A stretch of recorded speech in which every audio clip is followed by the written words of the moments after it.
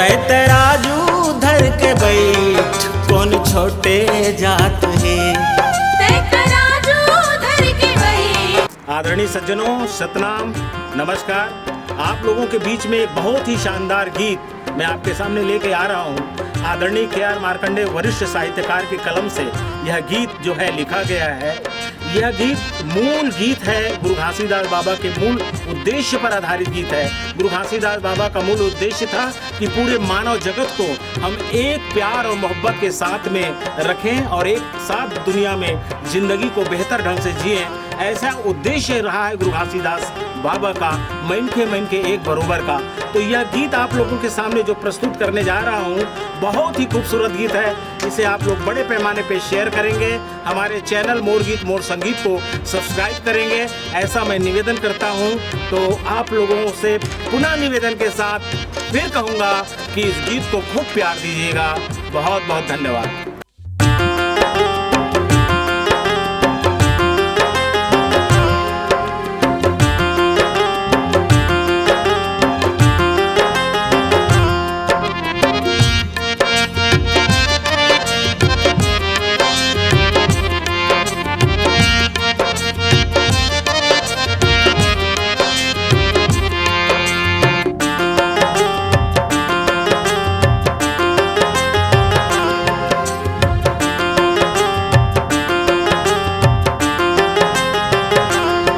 तय तराजू धर के बैठ कौन छोटे जात है। तय तराजू धर के बैठ कौन बड़े जात है। तय तराजू धर के तौल कौन बड़े जात है।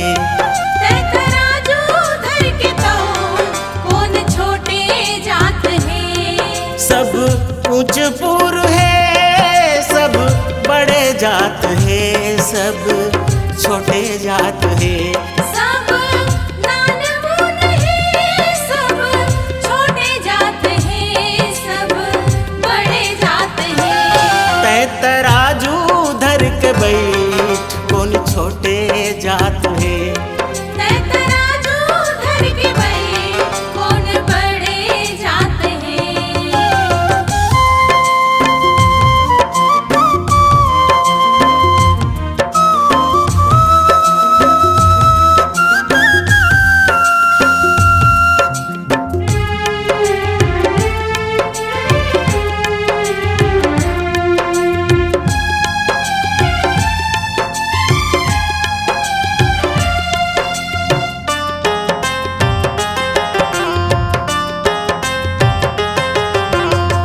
सब मेरी छापा तिलक है, सोन चांदी वाले सोनिहा सड़क है।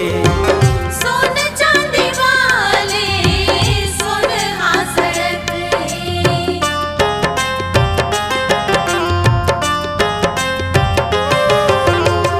सब मेरी छापा तिलक है, सोन चांदी वाले सोनिहा सड़क है। सोन चांदी वाले सोनहा सड़क है। मासूरी चाउर सबे खात है, सबे खात है। तय तराजू धर के बैठ कौन बड़े जात है। तय तराजू धर के बैठ कौन बड़े जात है।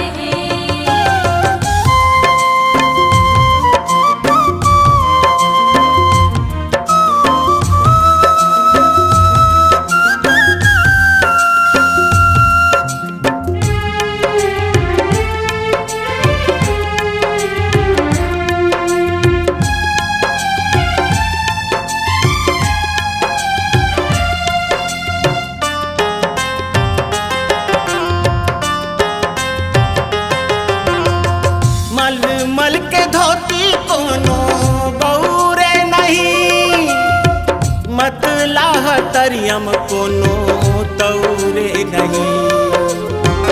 मतला हतरियम कोनो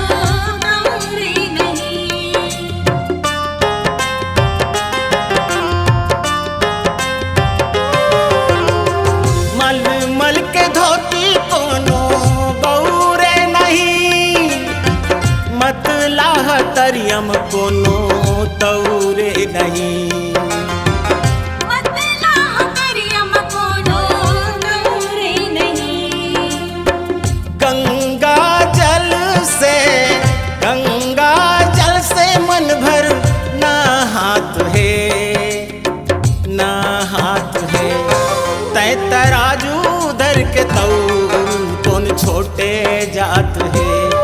तै तराजू धर के भई कौन बड़े जात है।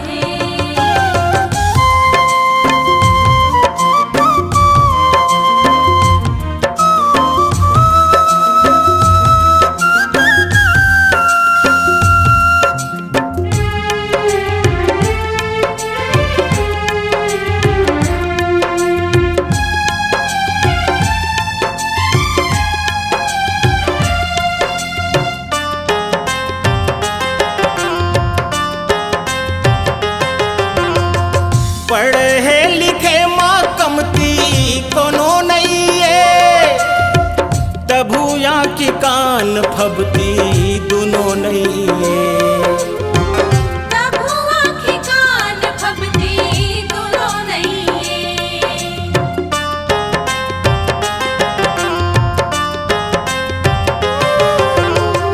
पढ़े लिखे माँ कमती कोनो नहीं है, तभुया की कान फबती दोनों नहीं है।